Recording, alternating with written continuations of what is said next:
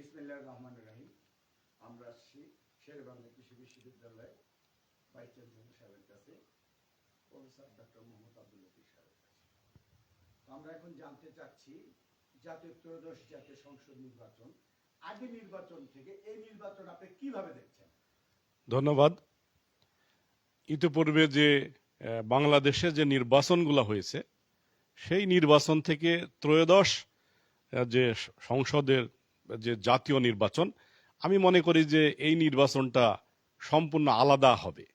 কারণ আমরা বিগত বছরগুলো দেখেছি যে মানুষ ফ্রিভাবে ভোট দিতে পারেনি, অনেকে ভোট কেন্দ্রে যেতে পারেনি, অনেকে ভোট কেন্দ্রে গিয়ে ফিরে আসছে।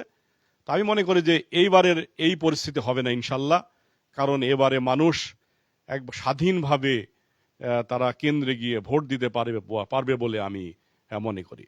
সুতরাং এবারের নির্বাচনটি অন্যান্য বিগত বছরগুলোতে যে নির্বাচন হয়েছে তার চেয়ে সম্পূর্ণ আলাদা হবে। আইন শৃঙ্খলা রক্ষাকারী বাহিনী তাৎপর্যতা আপনি কিভাবে দেখছেন? আইন শৃঙ্খলাকারী রক্ষাকারী যে সকল বাহিনী আছে তারা অবশ্যই এবারের নির্বাচনে খুবই গুরুত্বপূর্ণ ভূমিকা পালন করবে। অন্যান্য বছরগুলোর মতো তারা এবার তাদের আচরণ হবে না।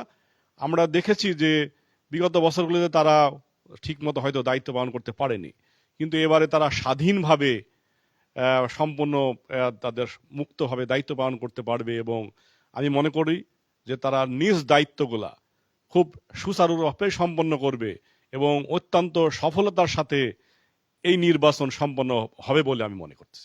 আচ্ছা, গত নির্বাচনগুলোতে আমরা দেখেছি মানুষ জানে রাতে রাতারি ভোট হয়ে গেছে, তারপরে এই জনগণ ভোট কেন্দ্র যেতে চায় না। আগের চেয়ে মানুষের জনগণের যে অনীহা, এটা আমরা কিভাবে ফিরাতে পারি ভোট কেন্দ্রে নেওয়ার জন্য?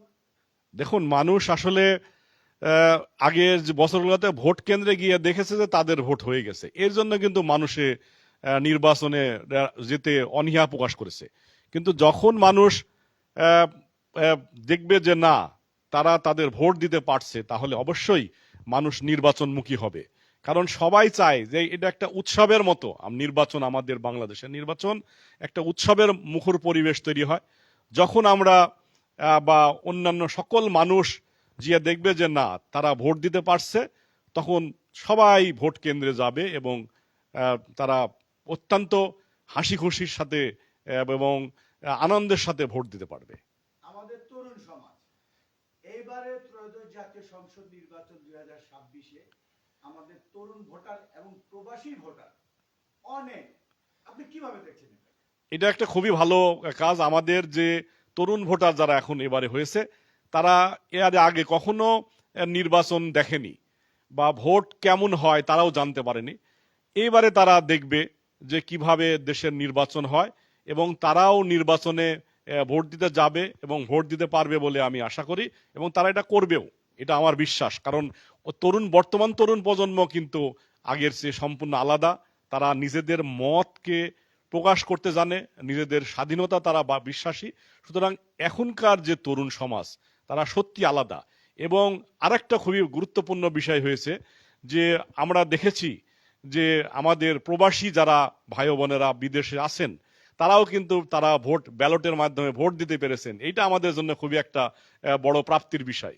সেই সাথে সাথে আমাদের তরুণরাও কিন্তু আমাদের এই যে নবযুগে প্রবেশ করছে, এটাও কিন্তু আমাদের খুবই একটা বিশাল প্রাপ্তি এবং ভবিষ্যতে বাংলাদেশের গণতান্ত্রিক বিকাশে এই যে প্রবাসী ভোটার এবং আমাদের যে তরুণ প্রজন্ম, তরুণ ভোটার খুবই গুরুত্বপূর্ণ ভূমিকা পালন করবে বলে আমি বিশ্বাস করি।